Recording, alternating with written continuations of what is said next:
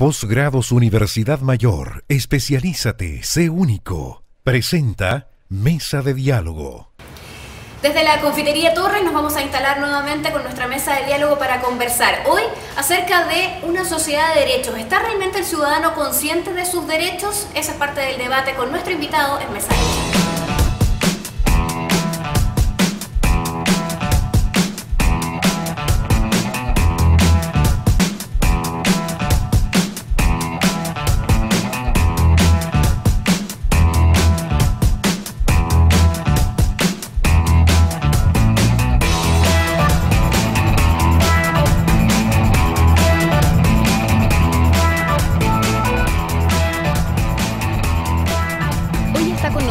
Marcel Clod, economista, profesor universitario y activo dirigente político, trabajó por más de 10 años en el Banco Central entre 1983 y 1985. Ha ejercido la dirección de varias organizaciones medioambientales como la Fundación Terram y Oceana. En su vida política ha sido militante de la Democracia Cristiana durante su juventud y miembro del PPD entre los años 90 y 95. Hoy es candidato a la presidencia de la República apoyado por el Partido Izquierda Unida y el Partido Humanista.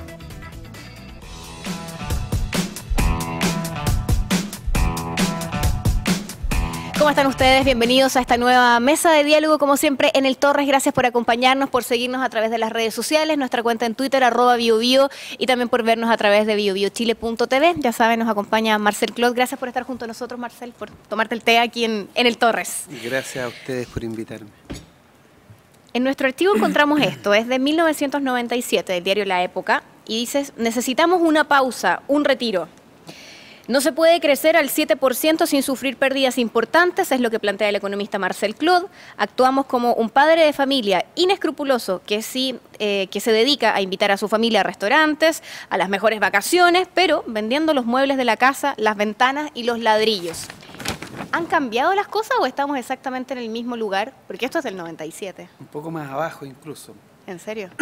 Ya deben quedar las cortinas nomás de la casa. ¿No? ¿Ah? Pero esa era la idea. Sí, lo que pasa es que esa entrevista fue en el marco de lo que... Porque eso fue el 97. Yo entre el 93 y el 96 dirigí un proyecto en el Banco Central sobre las cuentas verdes, cuentas ambientales.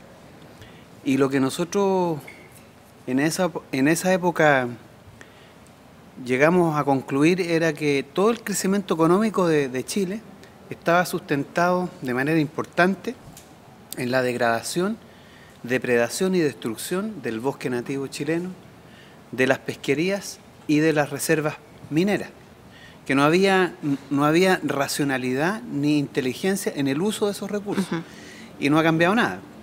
Seguimos en lo mismo porque finalmente hoy día las pesquerías están en el suelo, ¿no? Los pescadores artesanales se están tomando los puentes en Aysén, están teniendo severos problemas para poder alcanzar la cuota, les han quitado una tremenda participación en la pesca y hoy día prácticamente están en extinción, están convirtiéndose en empleados, en obreros de pequeñas industrias dedicadas a la pesca.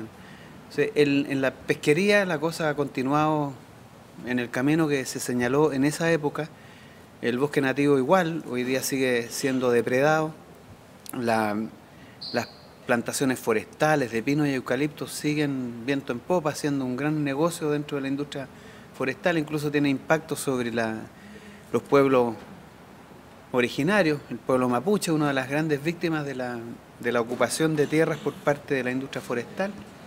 Básicamente es lo mismo. Lo interesante de esto es que lo que yo decía en el 97 es lo mismo que estoy diciendo ahora. O sea, no ha cambiado. La consecuencia del discurso. No ha cambiado mi reflexión sobre la economía chilena, lo que yo pienso del crecimiento económico y de las negativas implicancias que centrar exclusivamente la preocupación en la economía sobre el crecimiento no necesariamente nos lleva al desarrollo, no necesariamente implica que tengamos mejores estándares de vida y un nivel de existencia, porque aquí lo que se trata finalmente es de ser capaces de construir un estado superior de existencia.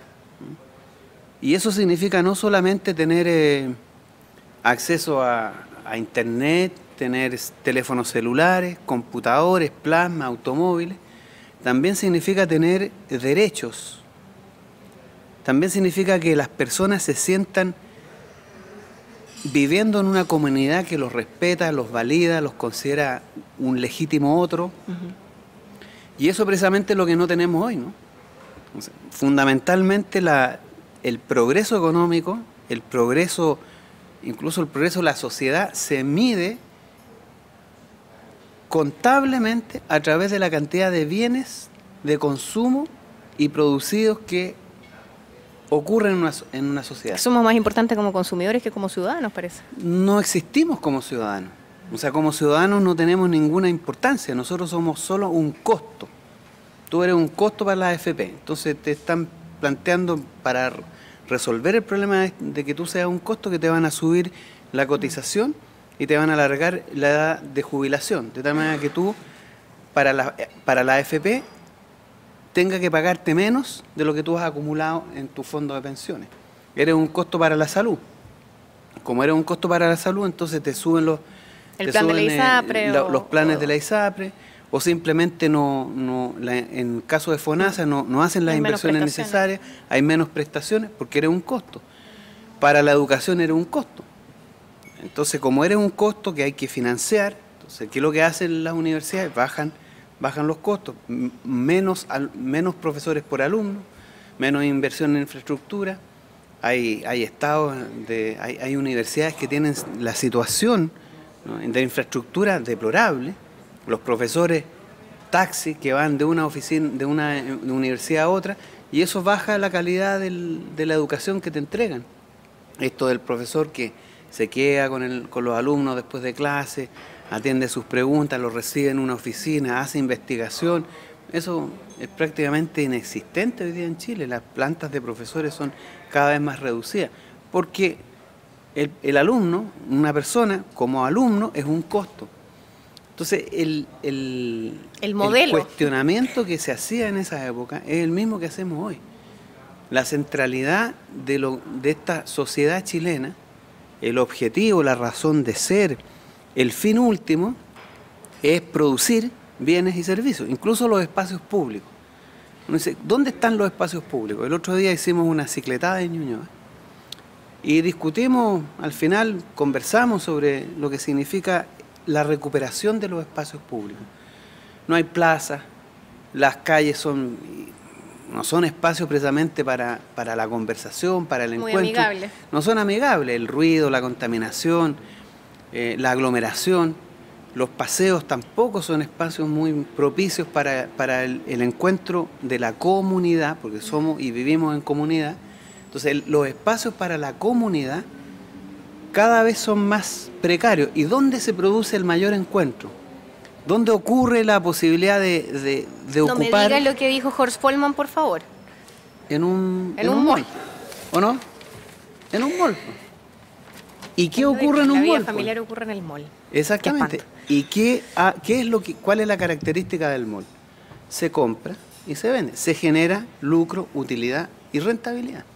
Marcel, si las cosas no han cambiado... Estos espacios públicos que hay que recuperar también son parte de un proyecto que tenemos que pensar como sociedad y como comunidad. Y si las cosas no han cambiado, ha sido en tantos años, en el fondo, con lo mismo. O sea, las cosas han cambiado, pero han cambiado en el sentido, se han empeorado, ¿no? Las condiciones de desigualdad son cada vez mayores. Hoy día tenemos un nivel de injusticia social mayor que el que tuvimos al fin de la dictadura. Yo no es porque quiera defender la dictadura, pero es un proceso de continuidad, ¿no? En el 5% más rico, el año en que termina la dictadura, en 1989, en 1990, era como 140 veces el ingreso promedio del 5% más pobre. Hoy día está en 350 veces. Entonces, claramente hemos retrocedido en lo que significa valores, ¿no?, y condiciones morales. ¿Cuál es tu explicación para eso? ¿Por qué? ¿Qué condiciones se han reunido? Porque claramente esto responde seguramente a muchos factores. ¿Qué condiciones se han reunido para generar esta situación de tanta a mi juicio, desigualdad? dicen relación con una dictadura que aún no ha terminado. O sea, el golpe militar en 1973 inaugura un proceso de dictadura política que tiene una primera fase que es brutal, que implica persecución, desaparición forzada de personas, tortura, exilio, y después viene una segunda etapa, que es por decirlo así, la fase blanda de esta dictadura, en donde ya tú no necesitas reprimir, tú no necesitas perseguir, porque la dictadura militar tuvo un sentido y razón. La oligarquía chilena, que venía perdiendo poder a lo largo de todo el siglo XX, no nos olvidemos porque hay una historia más larga, el siglo XIX es un siglo en donde se construye el Estado-Nación, pero un Estado-Nación bien particular, que es una sociedad, una modernización excluyente, un Estado moderno pero excluyente.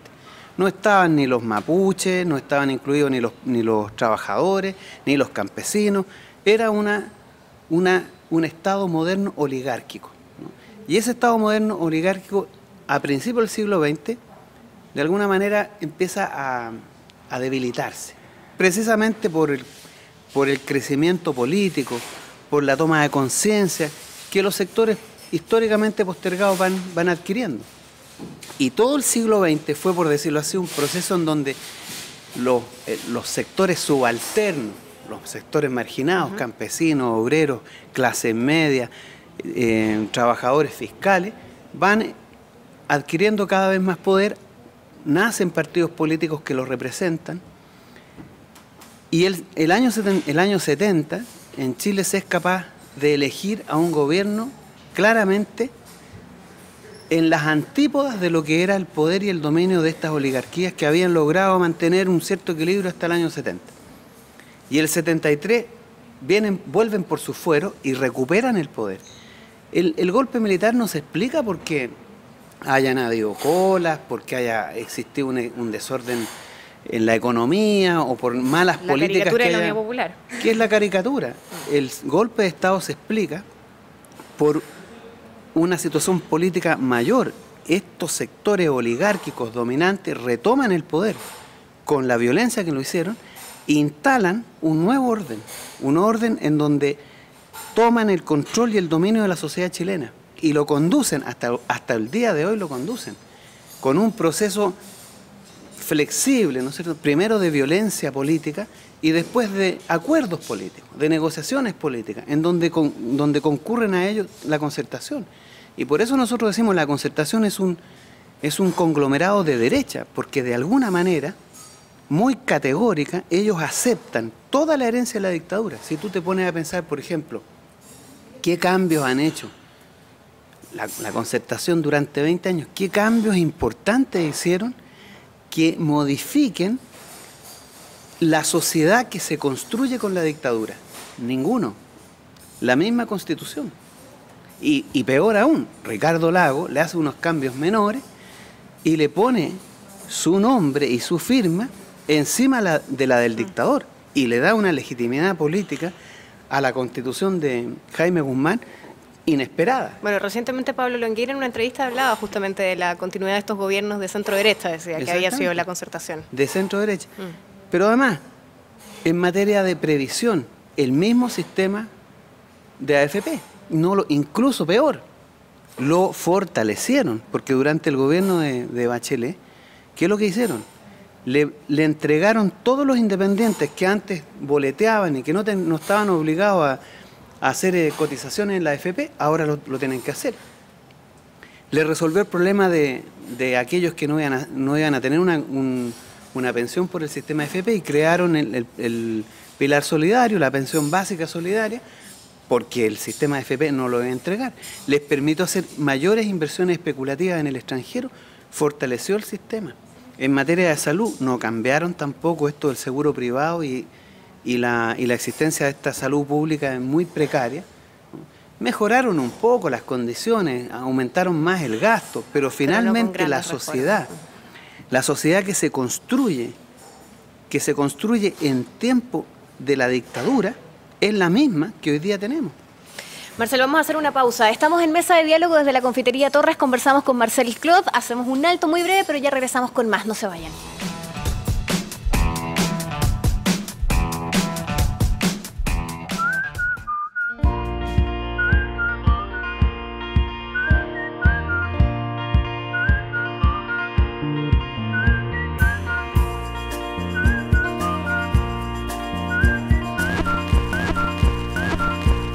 Conversemos de lo que sigue. Especialízate. Sé único. En Universidad Mayor tenemos más de 180 programas en 14 áreas académicas para que cumplas tus objetivos. Posgrados 2013 de Universidad Mayor. Todo para lograrlo.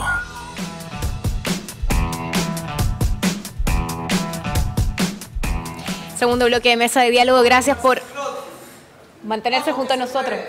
Mira, manifestaciones espontáneas. ¿Va a votar por Marcel Clod? Así es. Muy convencido lo dice ahí abajo. Muy bien. Gracias. Chao.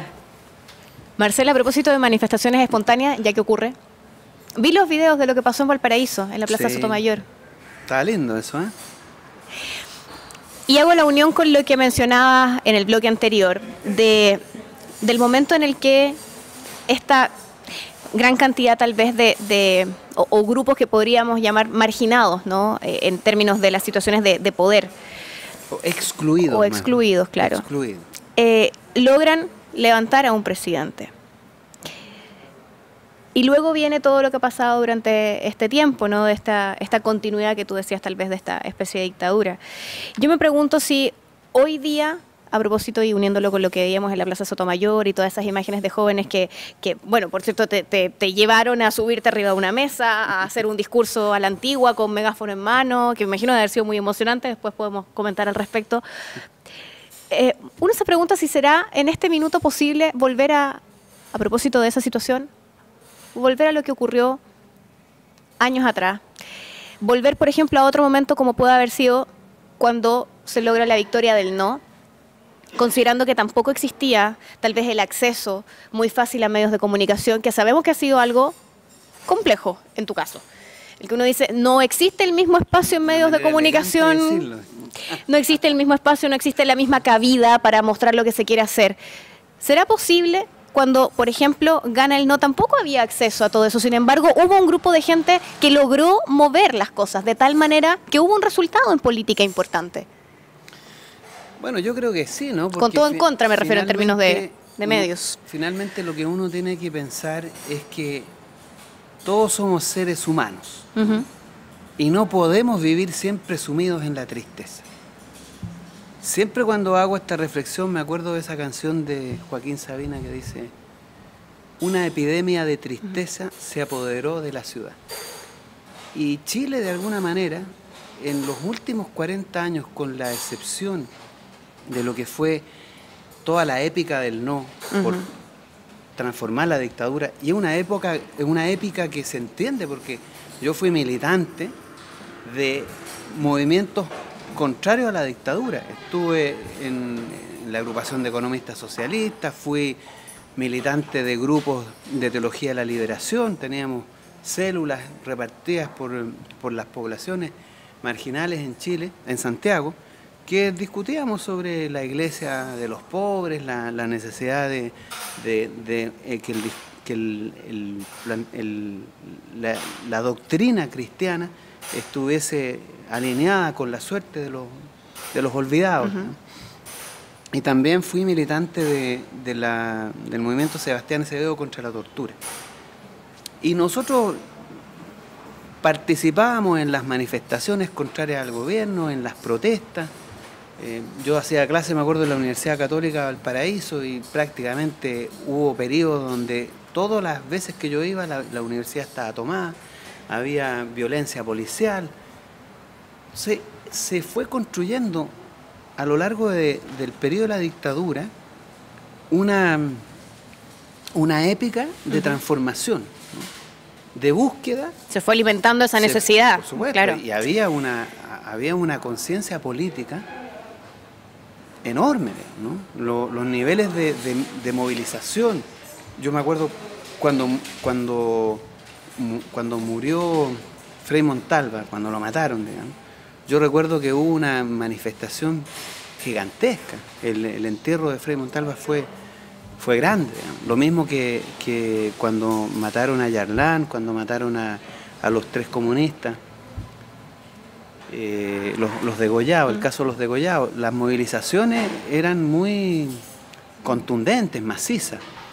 Bueno, toda esa épica alimentó la lucha contra la dictadura y fue fundamental para ganar el plebiscito. Bueno, esa épica muere rápidamente, no se demoraron ni 2 años en asesinarla, porque vienen las reformas constitucionales, los acuerdos entre 4 paredes, entre los funcionarios de la dictadura, de Pinochet y la Concertación, y las políticas neoliberales claramente fueron afianzadas desde los primeros momentos. Yo recuerdo que en ese entonces era militante del PPD y se me ocurrió solicitar una reunión con el ministro de Economía de entonces, que era, en realidad fue algo peor, digamos. Pedimos una reunión con la Comisión Política para que citaran al ministro de Economía, Carlos Minami, que le costó mucho olvidarse de ese evento, porque junto con otro amigo que estábamos en el PP de ahí, que había trabajado en todo lo que era las privatizaciones de empresas públicas, las fraudulentas privatizaciones de empresas públicas, nosotros le hicimos, por decirlo así, una encerrona, ¿eh? Y llevamos al ministro, lo pusieron ahí, estaba toda la comisión política y yo hice una exposición de todo de todas las empresas que no habían sido devueltas, digamos. Y lo pusimos en una situación bien complicada porque le dijimos, bueno, ¿y entonces cuándo? ¿Cuándo lo van a hacer? ¿Por qué no lo han hecho? ¿Cuáles son las conversaciones? Y todo, bueno, le contamos toda la historia. No le gustó mucho. Y la respuesta fue la que dio siempre la Concertación, ¿no? Bueno, que son cosas políticas, que había que negociarlo, que la paz, que el problema de la militar, bueno, toda esa historia. Entonces, duró muy poco el periodo en donde los que éramos entonces jóvenes militantes, y muchos también entonces adultos militantes, se frustraron con el proceso de la Concertación. Y antes que terminara el gobierno de Elwin, ya había un partido afuera que era el Humanista, que habían abandonado la Concertación, y muchos militantes en ese entonces que éramos jóvenes, también salimos del PPD, salimos de la Concertación y renunciamos. Y después viene lo que acontece, ¿no? Un proceso permanente de consolidación del modelo económico y del modelo político de la dictadura. Y entra una segunda etapa de frustración, ¿no? Una segunda etapa de frustración de la sociedad chilena. Viene el desencanto. Pero, como yo te decía, no podemos vivir siempre en el desencanto. No es natural. No ¿habrá suficiente desencanto en este momento para que, por ejemplo, una postura como la tuya pueda llegar a la moneda? Lo pregunto porque uno dice, si en un momento como por ejemplo lo que ocurre con el triunfo del no, teniendo todo en contra, con poco espacio para lo que correspondía hacer en términos de la necesidad, ¿no?, de difundir el mensaje, lo que se quería hacer, se logra eso, en este minuto es posible, porque las cifras de adhesión en términos, está bien, las encuestas son bastante cuestionables, ¿no?, en cuanto a su efectividad, y quedó demostrado en las últimas municipales, no dan muestra de ese grado de decepción. Yo creo que sí. Por ejemplo, fíjate tú que con la última elección municipal, sí, hubo un grado de abstención del 60%, altísimo. Y pareció una tremenda sorpresa, ¿no? Pero si tú miras las otras elecciones presidenciales y parlamentarias, bueno, nunca se llegaba a los más de 5 millones de participantes. Lo que pasa es que no existían los votantes potenciales porque no estaban inscritos. Claro. Pero había más de 5 millones, 6 millones de personas no inscritas, más los que no iban a votar. Entonces, la deslegitimación del modelo viene de antes. Como normalmente, ¿qué es lo que hacen? ¿Cuál es la lectura que se hace? Dejan afuera a los que no votan, dejan afuera los votos que no son válidamente emitidos, los nulos y los blancos, y cuentan entre los que votan por ellos, y bueno, sacan el 50%, el 60%, el 40%, el 80%, qué sé yo. Pero resulta que se habrán olvidado de todos aquellos que no participan, que se han abstenido de participar. Entonces, yo creo que las encuestas políticas, que son las elecciones, hace mucho rato que vienen mostrando un desinterés, un desincentivo. Y las otras encuestas, que son menos políticas, pero que sí te hacen pensar en cuál es la preocupación de los chilenos. Más del 75% quiere terminar con el sistema de AFP, quieren bancos estatales, educación pública gratuita y universal, salud pública. Entonces, los datos respecto a lo que es hoy día la demanda de la ciudadanía, la demanda política, son contundentes, son tremendamente sólidos respecto a hacia dónde va o hacia dónde tiene que ir la sociedad chilena. Donde viene tarde migrado... o temprano va a haber en Chile educación pública gratuita, va a volver la educación pública, va a volver un sistema público de salud que cubra las necesidades y va a terminarse con el sistema de la AFP. Para no usar la frase de Salvador Allende, más temprano que tarde eso va a ocurrir. Donde viene migrado de escepticismo es cuando uno hace el cruce, y claro, ve las manifestaciones en las calles y ve que toda esta cantidad de demandas, este 75% que tú mencionabas recién, el nivel de adhesión que tienen las ideas, como por ejemplo la necesidad de educación pública, gratuita, laica, de calidad, entre muchas otras cosas, es tan potente, pero al cruzarlo con las cifras de votos o de adhesión a un candidato versus el otro, ahí es donde tal vez viene mi escepticismo con cuál es el real grado de decepción o bien el real grado de comodidad con el sistema actual. Yo creo por parte de la ciudadanía. Sí, yo creo que, claro, hay una...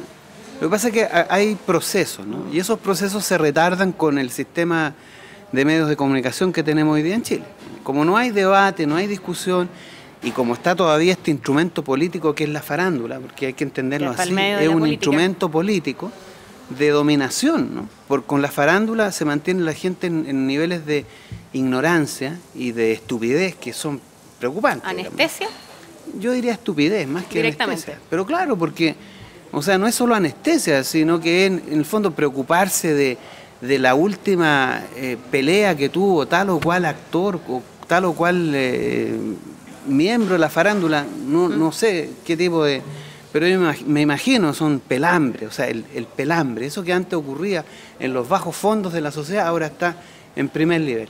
Bueno, eso contribuye a que la gente políticamente esté desinteresada, ¿no?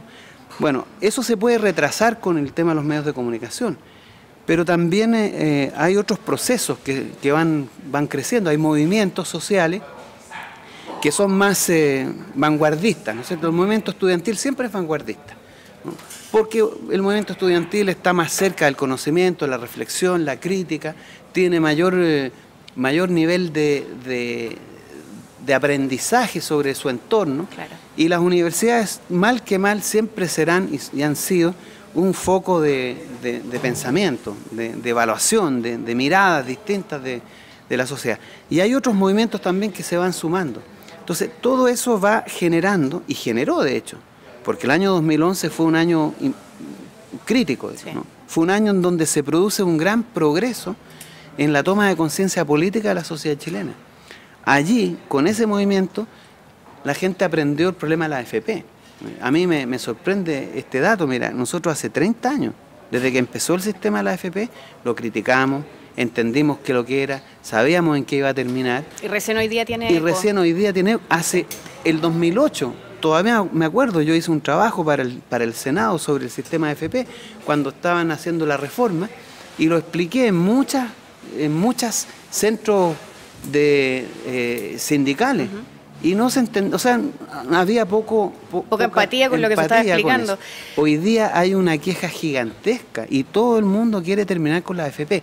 Eso cambió el 2011. Ahora, que hoy día sea un año en que se dé el gran salto político hacia un nuevo proyecto, eso es lo que vamos a ver este año. Pero las condiciones están porque tú tienes 60% de abstención de gente que no quiere votar ni por la concertación ni la alianza, hay una demanda política y ¿qué es lo que falta?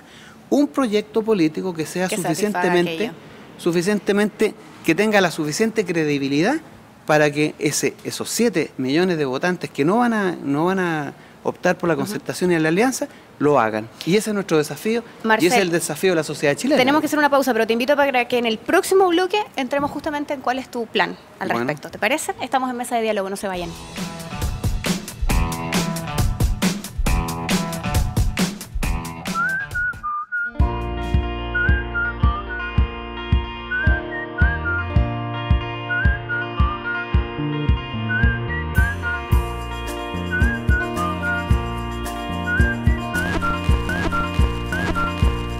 Conversemos de lo que sigue. Especialízate. Sé único. En Universidad Mayor tenemos más de 180 programas en 14 áreas académicas para que cumplas tus objetivos. Posgrados 2013 de Universidad Mayor. Todo para lograrlo.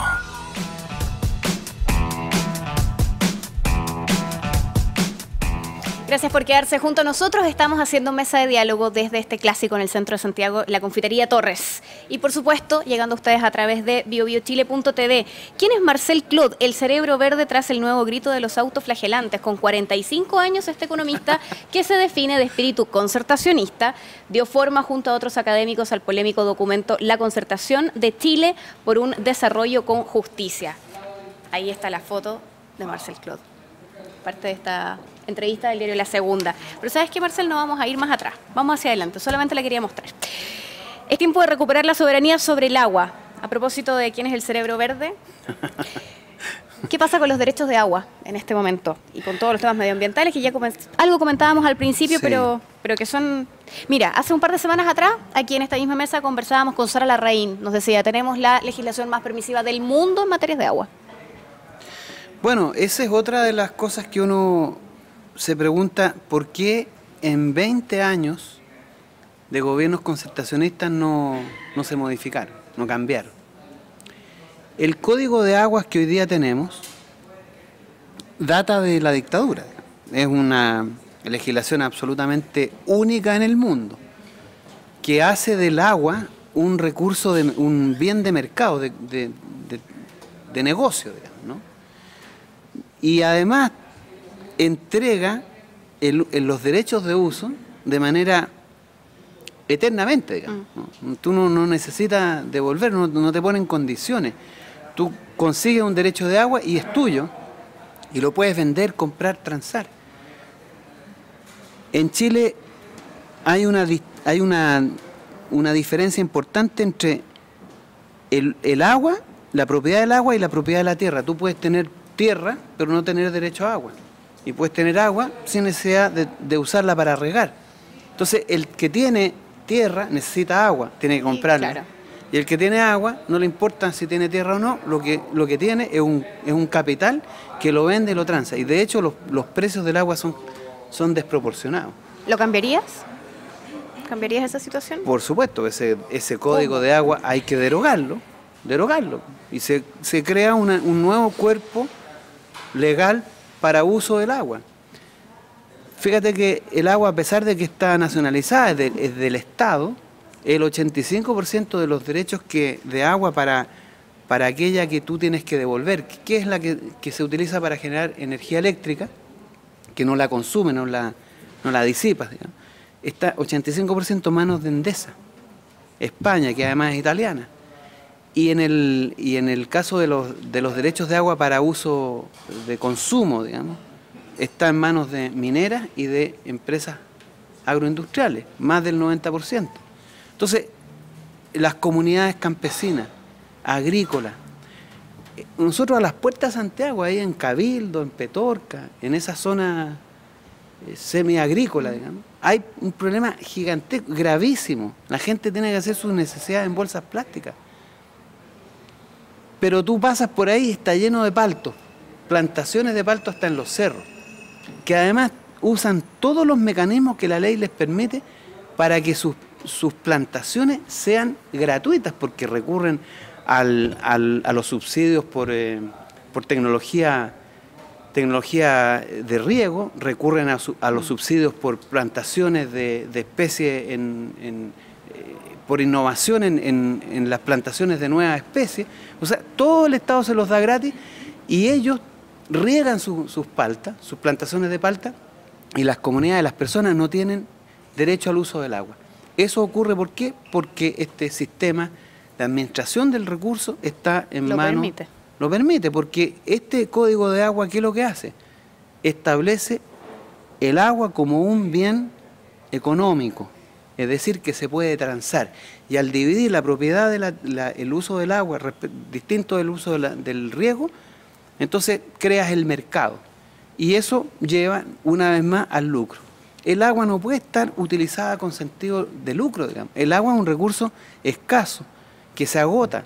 Tiene que ser usado con sentido público, es decir, cuidarlo, protegerlo, tratarlo bien, limpiarlo. Y eso no lo hace el sector privado, porque el sector privado, la lógica del sector privado es la rentabilidad y la ganancia. Entonces, mientras más se use el agua, más se consuma agua, más negocio tienes tú. La misma lógica que está aplicada en educación. La misma lógica de educación, en energía, en salud, en todo, porque Chile hoy día no es más que eso. ¿Cuál es tu programa en educación? Nosotros hemos planteado dos cosas fundamentales. Primero, la educación gratuita, pública, universal, ¿no? El acceso, el derecho a la educación, que el Estado le asegure a cada joven que pueda ser educado, que pueda tener una formación no solo como factor de producción, porque hoy día ese es otro grave problema, ¿no? Más que... No solo hay que plantear el financiamiento de la educación, sino hay que hacer una reforma educacional profunda. Hoy día se educa a la gente para ser un factor de producción. Y este niño que sale de la universidad tiene que ir a trabajar a Cencosud a engrosarle las utilidades del señor Polman. O va a una industria de cualquier naturaleza, ¿para qué? Para aumentar la productividad, aumentar el crecimiento y el lucro. Nosotros pensamos que las personas tienen que ser educadas para algo más que el lucro. Hoy día, ¿no? perdona, tienen que ser educadas como personas integrales, como ciudadanos, como seres políticos. Entonces, eso es lo que es la otra parte de nuestra propuesta. Financiamiento vía reforma tributaria, vía recuperación del cobre y además una reforma educacional que modifique el ser y la razón de la educación en Chile, que hoy día nada más que apunta a engrosar las utilidades del capitalismo. Te quería comentar que hoy escuché un término que no estaba dentro de lo que había leído, que es burbuja profesional. Burbuja con la burbuja, o sea, inmobiliarias, qué sé yo, pero burbuja profesional en algunos países. Algo que da cuenta de la cantidad de profesionales que en el fondo han sido elevados a calidad de profesionales universitarios por esta explosión de las universidades privadas y que hoy día no tienen dónde trabajar y que en el fondo es qué se hace con ellos. Sí, y tú te das cuenta que, ¿por qué ocurre eso? ¿Cuál es la lógica de eso? ¿Qué es lo que explica eso? El lucro, exclusivamente el lucro. Lucro de las universidades empresas que se financian, porque el negocio de la universidad es vender títulos, ¿no? Y como les da lo mismo a quién es el cliente, da lo mismo si el cliente se lo paga o se consigue un crédito con aval del Estado, y ese crédito es otro negocio para el banco. Entonces, todo este desmadre que hay en la educación, tenemos profesionales que no pueden ejercer como taxistas sin empleo o ganando sueldos indecentes, porque hay profesionales que salen, periodistas, por ejemplo, que trabajan por 200.000 pesos, menos que una nana. ¿Se dan cuenta de lo que es? Entonces uno dice, ¿cómo llegamos a esto? ¿Cuál es la explicación de esto? ¿Qué sentido tiene esto? El lucro, la ganancia de la empresa universidad y del banco que da el crédito. Y hoy día se dice, gente como Lagos, son Lagos que debe ser de los peores presidentes que haya pasado por la faz de esta tierra, que no ha sido muy bendecida por los dioses con estos presidentes que hemos tenido, dice, bueno, pero con ese tono declamatorio insoportable que tiene, ¿no? Esto ha permitido que 1 millón de estudiantes puedan educarse. Mentira, digamos. De eso el 40% no termina. De los que terminan, el 60% no ejerce. ¿Qué negocio es ese desde el punto de vista de las personas? Y además, aquí hay que hacer una distinción importante. No es lo mismo estar en un sistema educacional porque tú tienes derecho a la educación que estar en el sistema educacional porque tú estás comprando un cartón. Es completamente distinto. Hoy día los que se educan en la lógica del derecho cero. Nadie en Chile tiene acceso a la educación porque es un derecho, sino que lo tiene porque lo compra, porque es un bien de consumo.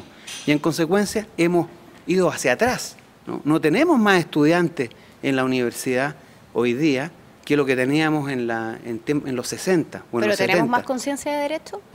No la tenemos, po. Se ha perdido esa conciencia. Se ha perdido esa conciencia. Por eso que la propuesta nuestra, ¿cuál es? Miren, bueno, hay conciencia sí, de eso sí está claro, de que Chile no es más que un nicho de negocio. Negocio en todo. La educación, la salud, la previsión, Bueno, y la certeza jurídica, por ejemplo, que es algo que se ha publicitado como parte de las cosas importantes en Chile, justamente para venir a hacer negocios. Exactamente.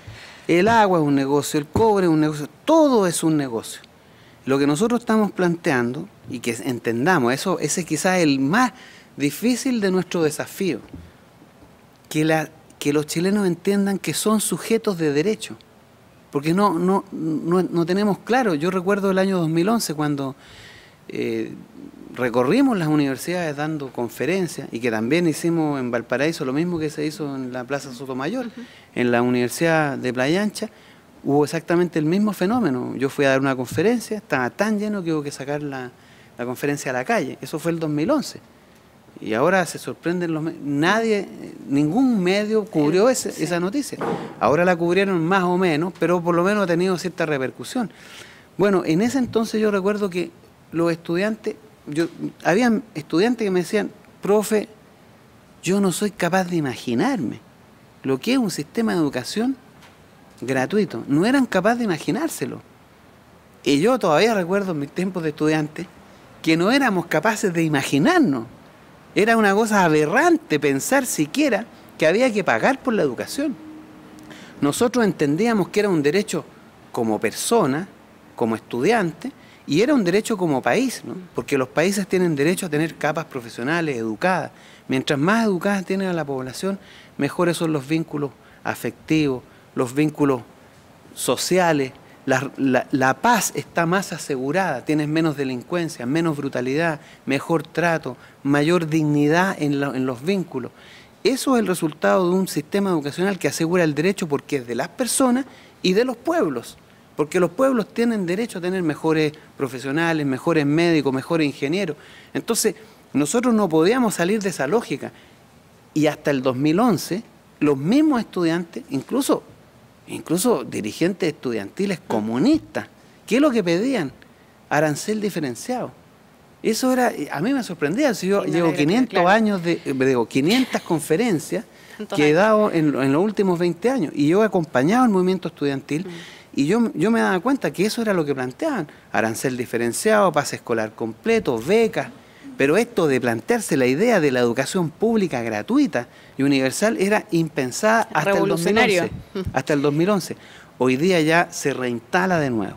Hoy día ya es una certeza que eso es una necesidad.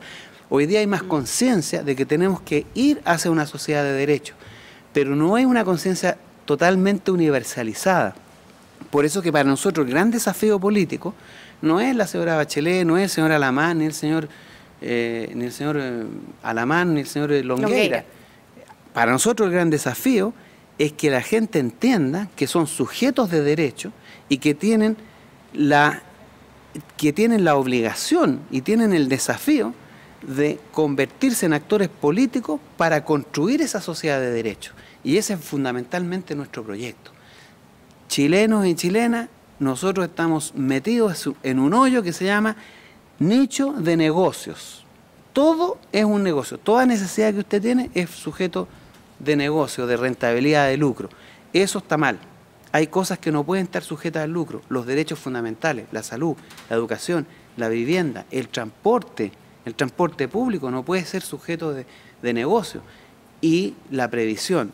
Esos elementos centrales que son fundamentales para que una sociedad funcione en torno a la paz social, al derecho, es lo que tenemos que construir. Esa es nuestra propuesta, y el gran desafío es que los chilenos entiendan eso y sean capaces de incorporarse activamente a un proyecto político que inicie el proceso de construcción de un poder constituyente que nos permita llegar hacia concretar esa idea. A esa sociedad. Marcel, te quiero agradecer por estar junto a nosotros. Conversamos bastante de estos temas. Se nos pasa el tiempo volando. Gracias por estar junto a nosotros y tendremos, por cierto, oportunidad de reunirnos nuevamente en mesa de diálogo. ¿Te parece? Muy bien, muchas gracias. Gracias a ustedes por acompañarnos. Nos vemos en la próxima. Gracias a quienes nos siguen a través de las redes sociales. Chao, chao.